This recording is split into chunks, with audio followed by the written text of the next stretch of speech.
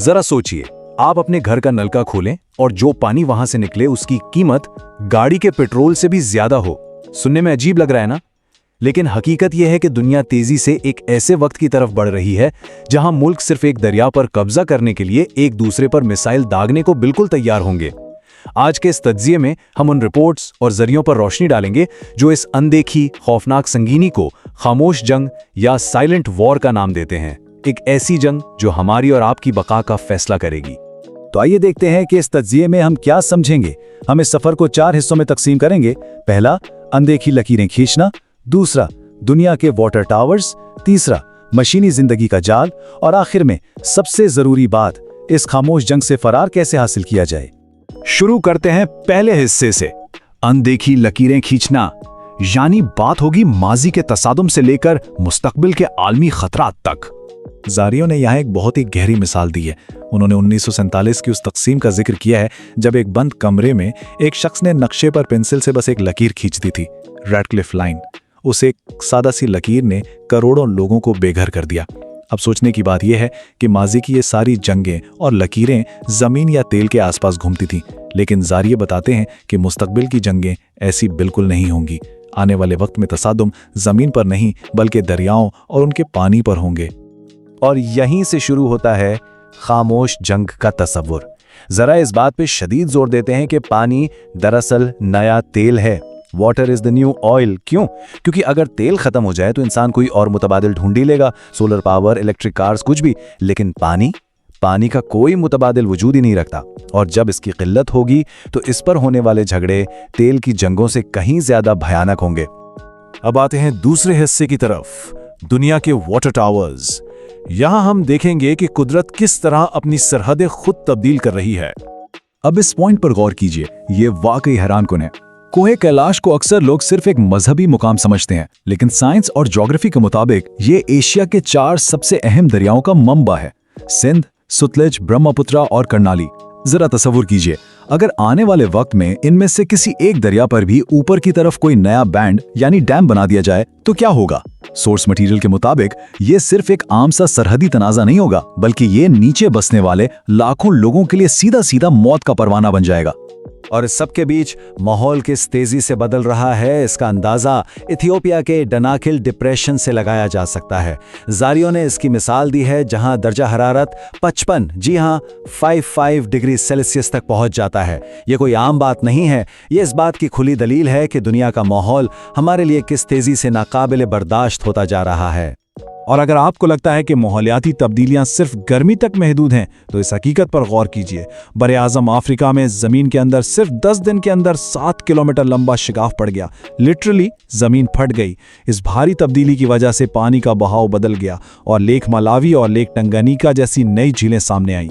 ज़रिए समझते हैं कि जब कुदरत इस तरह पानी का रास्ता बदलती है तो वहाँ एक सियासी खला यानी पावर वैक्यूम पैदा हो जाता है, और जाहिर है ताकतवर मुल्क उस पानी पर कब्जा करने के लिए फौरन आगे बढ़ते हैं। चलिए अब इन बड़े आलमी मसाइल से निकलकर आम इंसान की तरफ आते हैं।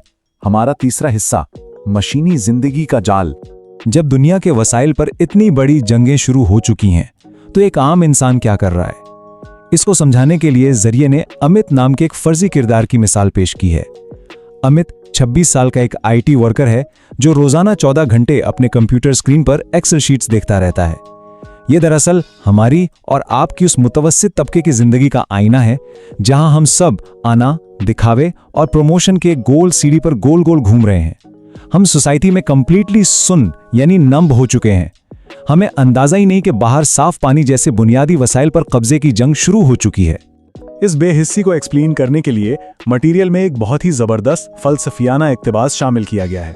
मुआशरा दानिशमंदी नहीं चाहता, ये कारकर्दगी मांगता है, क्योंकि कारकर्दगी मशीन का वस्फ है। यानी सोसाइटी को आप अक्लमंद नहीं चाहिए, उन्हें आप एक एफिशिएंट मशीन के तौर पर चाहिए।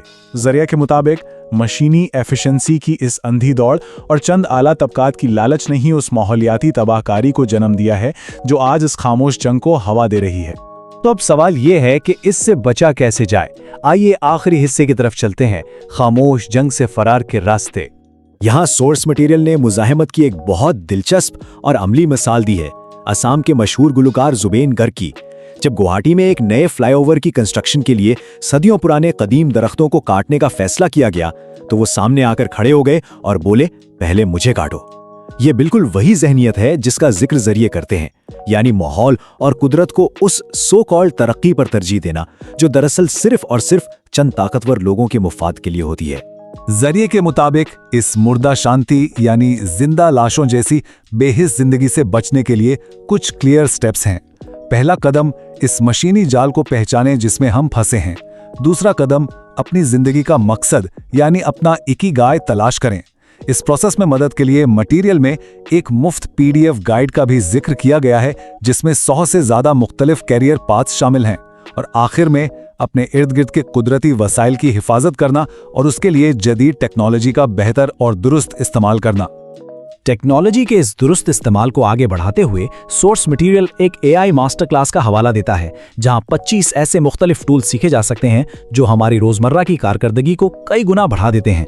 अब इसका मकसद मजीद मशीनी बनना नहीं है, बल्कि इसका बुनियादी मकसद अपना वक्त बचाना है ताकि एक आम इंसान दिन भर की थका देने वाली नौकरी के उस जाल से थोड़ा वक्त निकालकर इन इंतहाई संगीन आलमी मसाइल के बारे में थोड़ा बाशऊर हो सके।